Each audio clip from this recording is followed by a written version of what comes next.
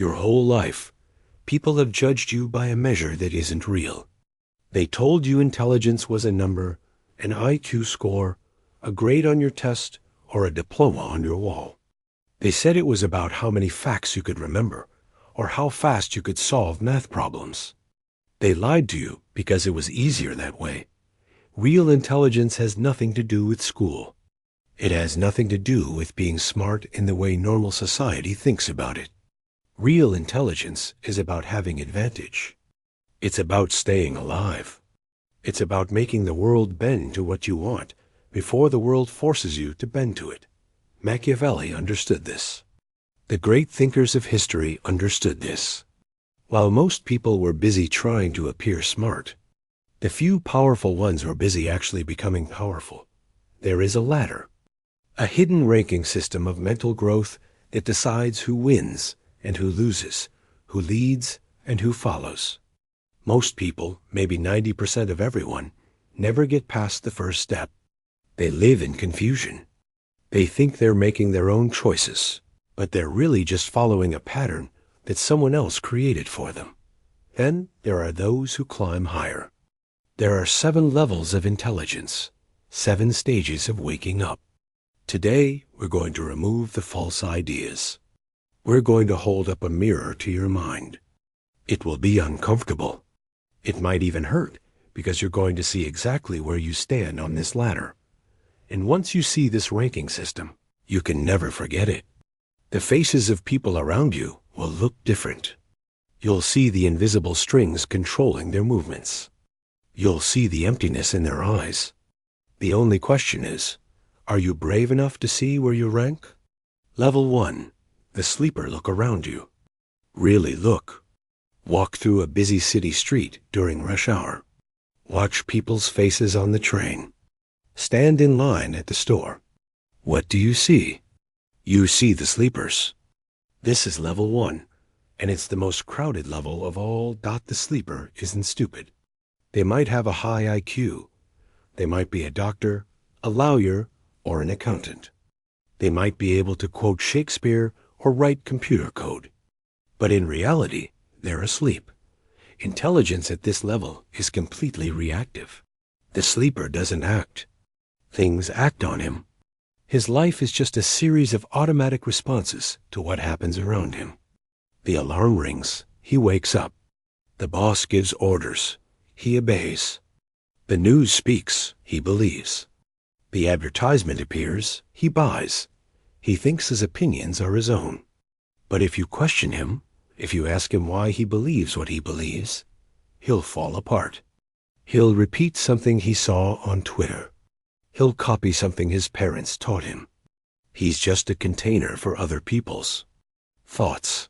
Machiavelli described this type of person as those who are so simple and so controlled by immediate needs that anyone who wants to trick them will always find someone willing to be tricked. The sleeper has no control over his own life. He lives believing that outside forces control everything. Everything that happens to him is someone else's fault. The economy, the government, his wife or husband, bad luck. He's a victim of his situation. Floating down a river he refuses to steer. In his mind, the sleeper is scared of independence. Freedom isn't a gift to him. It's a scary burden. If you gave him complete freedom, he would panic. He wants a master. He wants structure. He wants to be told what is good, what is bad, and what he should do next. This is why the sleeper is obsessed with what everyone else thinks. He needs to know what most people think before he feels safe thinking it himself. He checks the comments before forming his opinion. He looks at fashion trends before buying clothes. His biggest fear isn't being wrong. His biggest fear is standing alone. You know these people. You work with them. You might be related to them. They are the background characters in the story of history. They fill up space. They make noise. But they leave no lasting impact. They are batteries. They power the systems built by smarter people. They buy things. They produce things. And then they're replaced. If you're at level 1, you probably aren't watching this video. The internet algorithm doesn't show this kind of harsh truth to sleepers. But if you were a sleeper and you're just now waking up, understand this. The pain you feel, that bothering feeling that your life isn't really yours, isn't a sign of sadness. It's a sign of reality breaking through the numbness. Level 2. The mimic, when a sleeper wakes up, he doesn't immediately become wise. He becomes loud. He enters level 2. The mimic has figured out that the world is a game. He realizes that intelligence is something valuable that buys respect, status, and approval. But he doesn't have his own mind yet, so he steals the minds of others. The mimic is the average smart person. He's the person at the dinner party who uses big words he doesn't really understand. He's the social media activist who supports the latest cause, not because he truly cares, but because it makes him look good. He reads the summaries of books, never the actual books. He quotes famous philosophers, but has never really thought deeply himself. Level 2. Intelligence is a show. It's a costume. The mimic is obsessed with looking intelligent. He collects degrees, certificates, and job titles like shiny rocks. He needs you to know he's smart. He needs the applause. This is the most dangerous level for your ego, because at level 2, you feel better than the sleepers. You look down on them. You think, look at those sheep. I'm awake. But you're not awake. You're just dreaming a different dream. The mimic is caught in thinking he knows more than he does. He knows just enough to think he's an expert, but not enough to realize how much he doesn't know. Machiavelli warned about this type. He talked about those who mistake looking good for actually being good. The mimic believes that if he looks like a leader, he is a leader. If he sounds like a deep thinker, he is a deep thinker, but dig deeper. Challenge a mimic.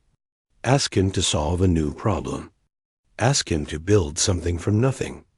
He'll panic because he can't create. He can only copy. He's an echo, a reflection. The sad part about the mimic is that he's addicted to other people's approval.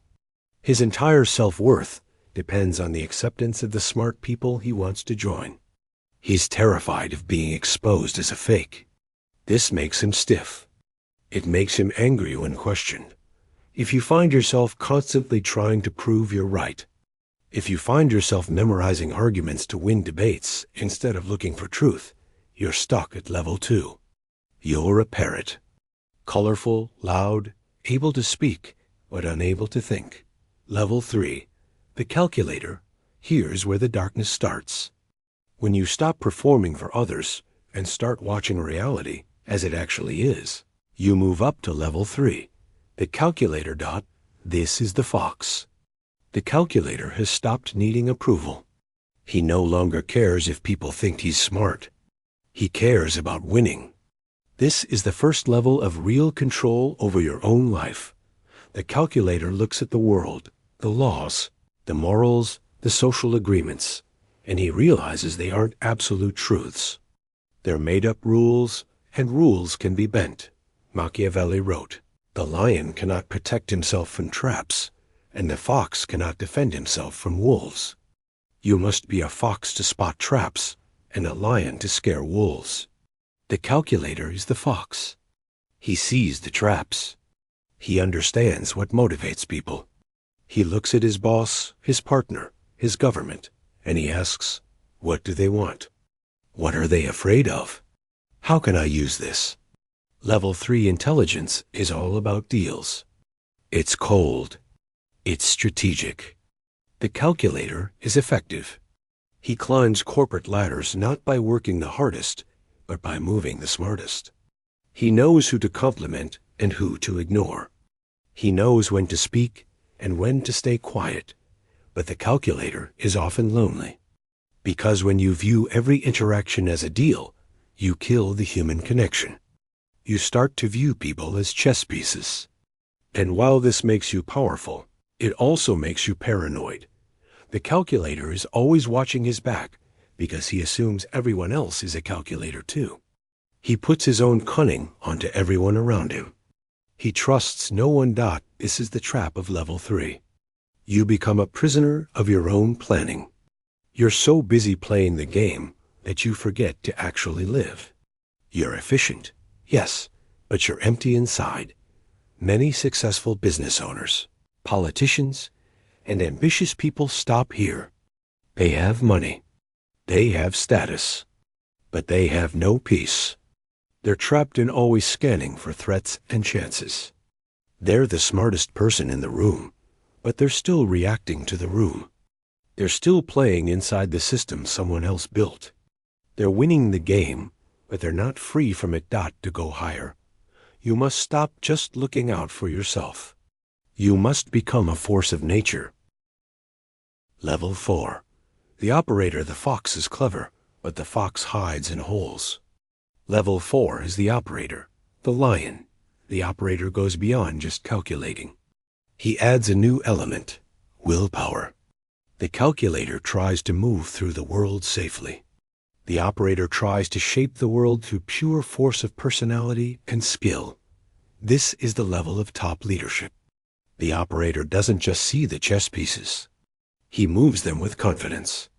He's not afraid of conflict. In fact, he does well in it. Machiavelli said, "It's better to be feared than loved if you can't be both." The operator understands this. He's willing to make the hard choices that the sleepers, mimics, and calculators are too scared to make. He accepts the weight of responsibility. At this level, intelligence becomes creative. You aren't just taking advantage of existing chances. You're creating new ones through your ability to get things done. People follow the operator, not because he tricks them like the fox, but because he represents order in a chaotic world. He's a lighthouse. He has a vision, and he has the discipline to march toward it, dragging everyone else with him if needed. But the lion has a fatal weakness: visibility. The operator is loud. He stands in front. He takes the credit, but he also takes the blame. He's a target because he relies on force and presence. His power is tied to his physical energy. If he gets sick, the empire falls apart. If he shows weakness, the wolves attack. The operator is exhausted. He carries the weight of the world on his shoulders.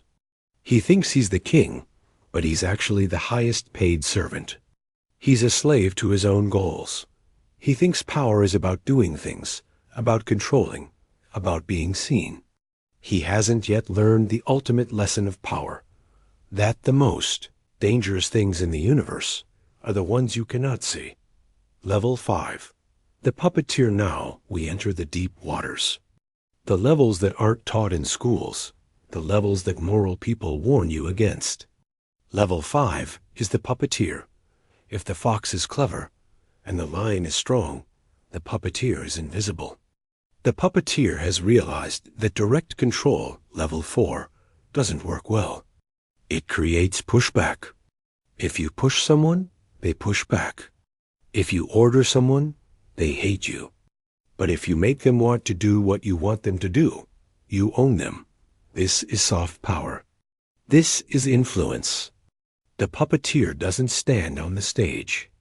He stands in the shadows behind the stage.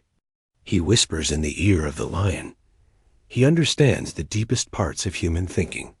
He knows that humans are driven by two things: desire and fear.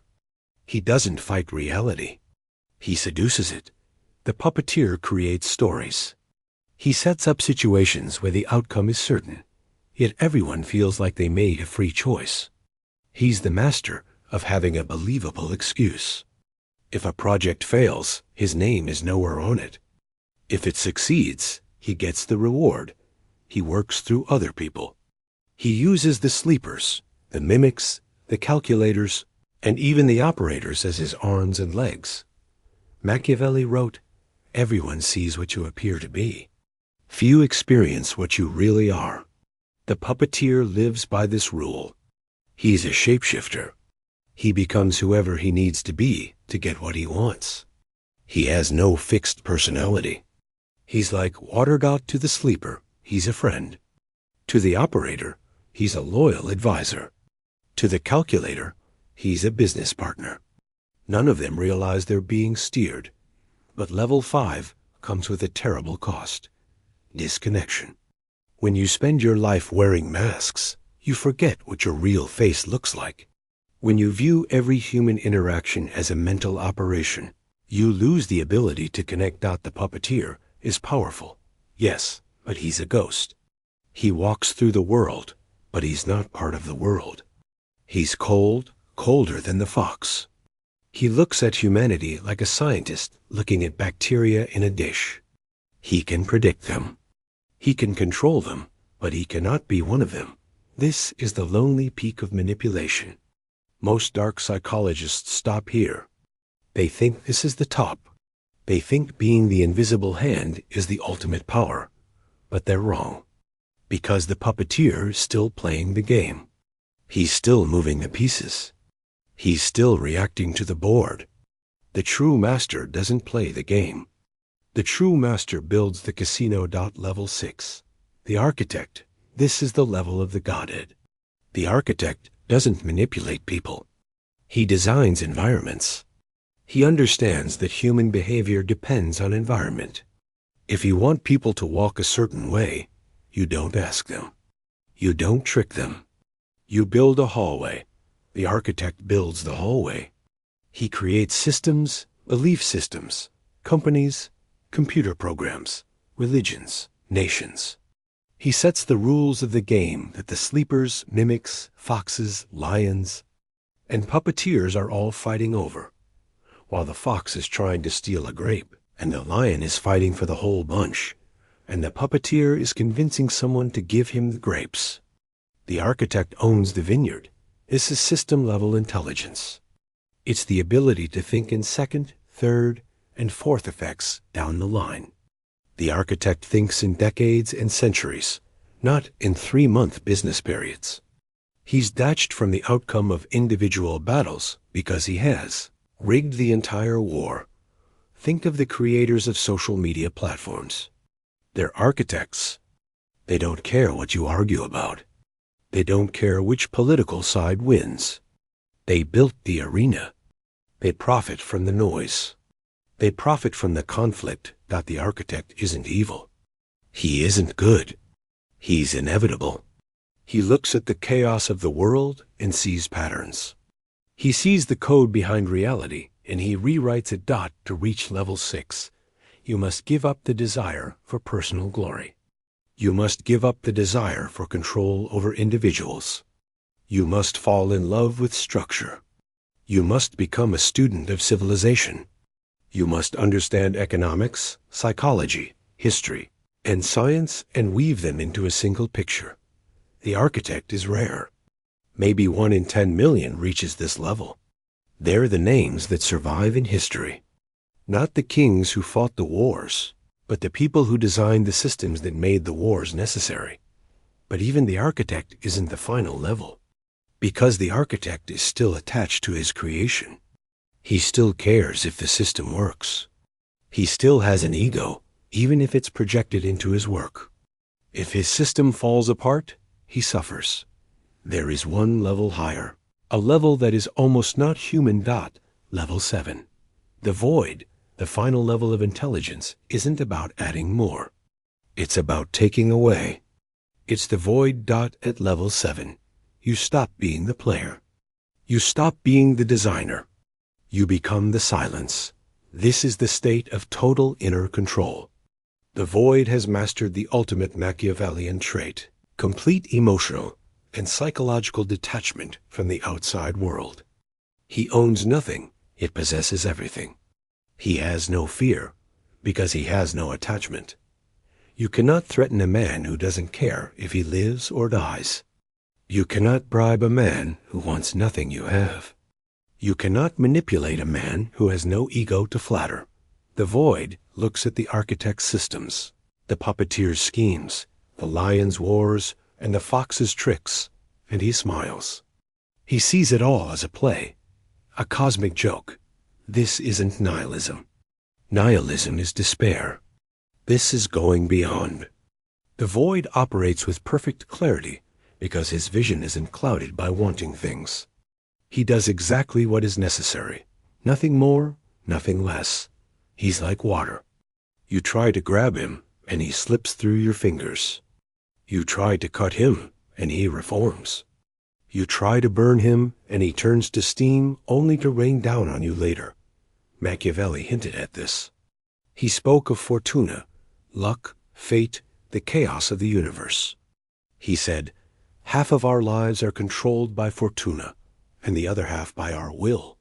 The void has aligned his will with fortuna. He doesn't fight the current. He becomes the current. In Eastern philosophy, this is the Tao. In Stoicism, this is the sage. In dark psychology, this is the ultimate predator. Because if you meet a man at level 7, you're helpless. You cannot read him. You cannot predict him. He reflects whatever you project onto him. He's a mirror. If you look into him, you only see yourself. He can drop down to level 4 to lead an army, and rise back to the void. He can play the fox at a negotiation, then return to the void. He uses the other levels as tools, but he doesn't live there. He lives in the fortress of his own mind, a fortress with no doors. This is the ultimate freedom, the freedom from the need to be somebody. And strangely, this is where the greatest power lies, because the man who needs nothing commands everything. Where do you rank? Now the mirror is in front of you. Where do you rank? Be honest. The lie you tell yourself is the most expensive lie you'll ever buy. Are you a sleeper? Drifting? Reacting? Waiting for permission to live? Are you a mimic? Seeking applause? Memorizing quotes? Pretending to understand? Are you a calculator? Trapped in the rat race? Paranoid? Transactional? Lonely? Are you an operator? Exhausted? Carrying the weight of the world? A target for everyone? Are you a puppeteer? Hiding in the shadows? Losing your soul to the masks you wear? Are you an architect? Building systems? Obsessed with legacy? Or are you approaching the void? Most of you are moving between level 2 and level 3. You're smart enough to know the game exists, but you're still seeking approval, level 2, or you're trapped in the transaction, level 3. That's okay. Awareness is the first step of going up, but understand this. The system is designed to keep you down. School is designed to make you a sleeper. University is designed to make you a mimic. The corporate ladder is designed to keep you a calculator. They don't want architects, and they're terrified of the void. If you want to climb, you have to go against everything in your biology and social programming. You have to kill the part of you that wants to be liked. You have to kill the part of you that wants to be safe. You have to accept that intelligence isn't about being nice. It's not about being right. It's about being effective. It's about seeing the code. How do you move up? So how do you move up? You don't climb by adding more information. You climb by removing false beliefs, not to move from sleeper to mimic. You must wake up to the value of knowledge, to move from mimic to calculator. You must stop caring what people think and start caring what works, to move from calculator to operator. You must develop courage and take responsibility, to move from operator to puppeteer. You must learn subtlety and psychology, to move from puppeteer to architect. You must learn systems thinking and patience, to move from architect to the void. You must let go of everything, It's a long road. It's a dark road. Most people turn back. They prefer the comfort of the crowd. It's warm in the middle of the group. It's cold on the mountain, but the view is different. When you stand at the top looking down at the rushing crowds, you realize that all the stress, all the drama, all the politics, all the noise, it was all just a game. A game you no longer have to play. You can just watch. And in that watching, you find the only thing that matters. Power over yourself. The final secret, but there's a specific technique. A psychological key that unlocks the transition from level 3 to level 4. It's the hardest barrier to break. It involves a concept Machiavelli called virtue. Not virtue in the Christian sense, but a ruthless, flexible prowess. Most of you will hit the ceiling at level 3. You'll be smart, successful foxes, but you'll always be afraid of the wolves. You'll never become the lion. You'll never build the empire. Why? Because you still believe in the rules. You think that if you're smart enough, the rules will protect you. They won't. The secret to breaking through, the secret to entering the realm of the architects and the sovereign requires a basic break in your moral programming.